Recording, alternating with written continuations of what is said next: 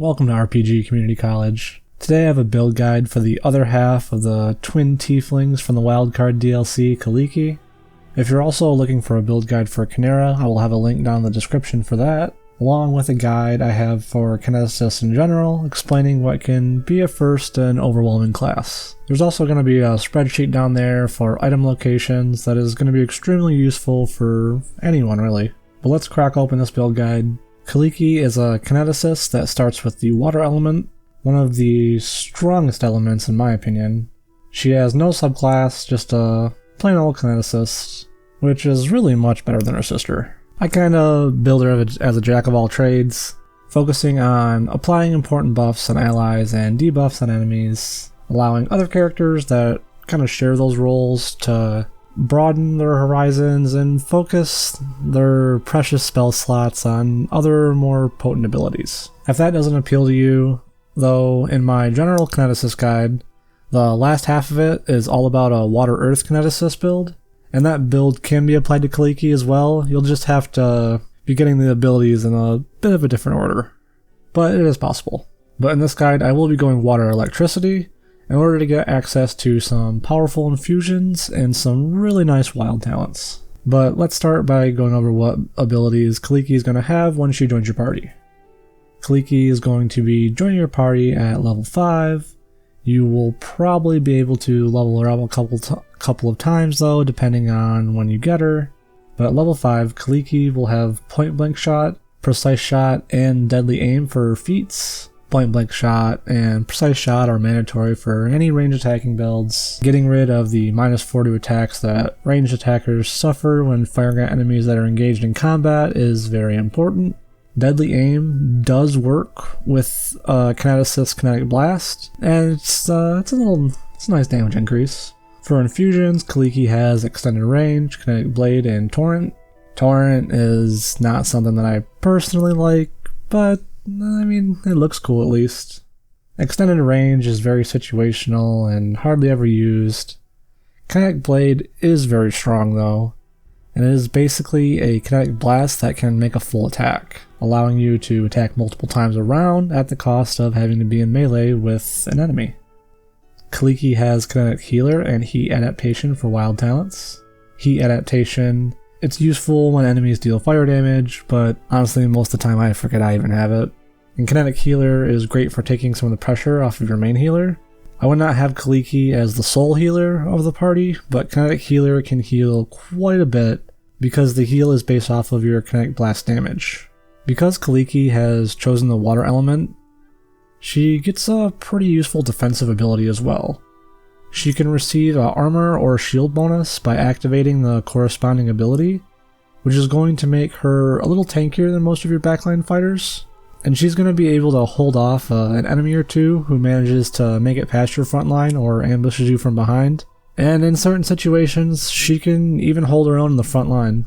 I do not multi-class Kalikke. Every time she levels up, I put a level in Kineticist, I level up the athletics and perception skills.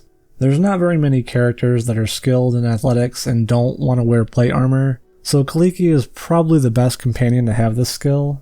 And perception is pretty self-explanatory. Everyone in your party should at least have some points in perception so that they can roll to find hidden objects and secret chests. All the attribute points I gain from leveling go into our constitution.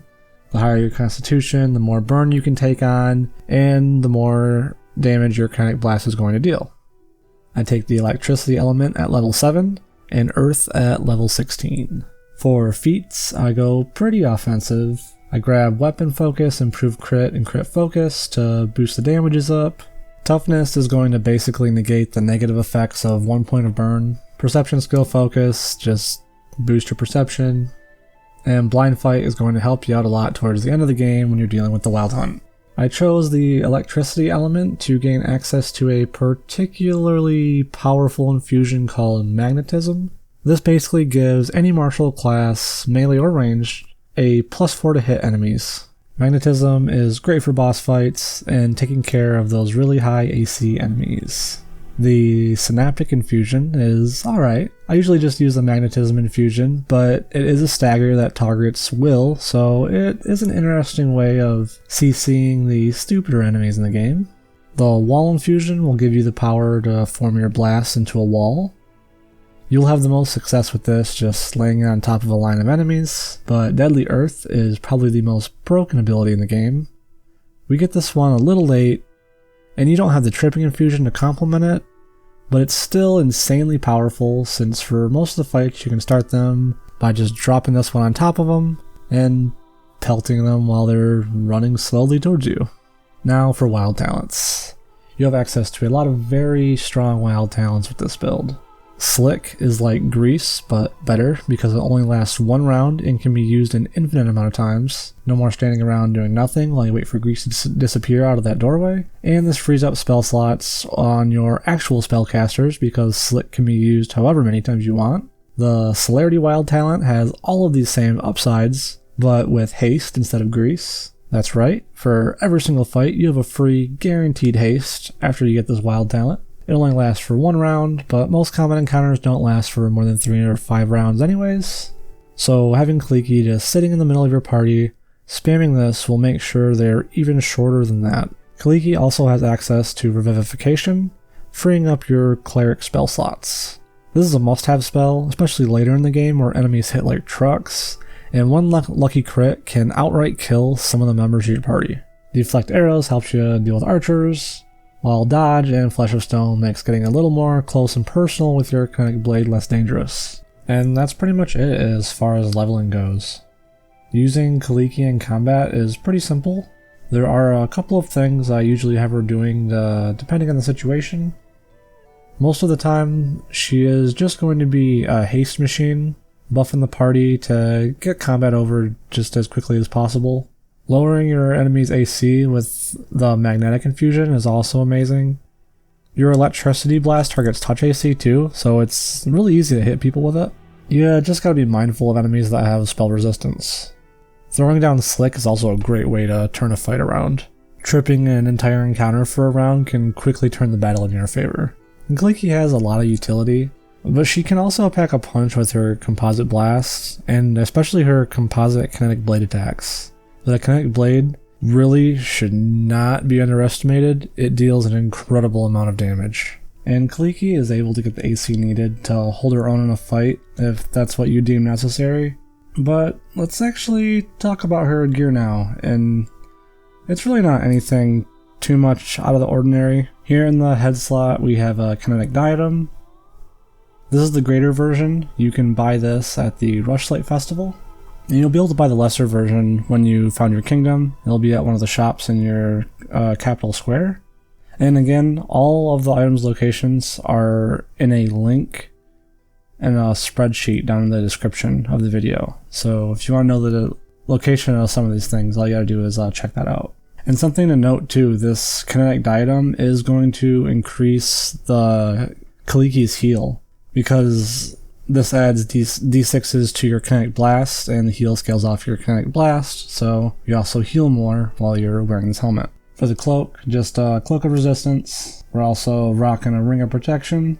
Probably no surprises here. These are incredibly useful and plentiful rings you will find scattered everywhere throughout the game. Not necessarily the +5 versions, but you'll find very, very many different rings of protection. Rings of luck are pretty good, just +1 luck bonus to saving throws. Kalikke does, well, Kalikke and Kinera actually do both get really strong rings for both of the sisters, but you get them super late in the game.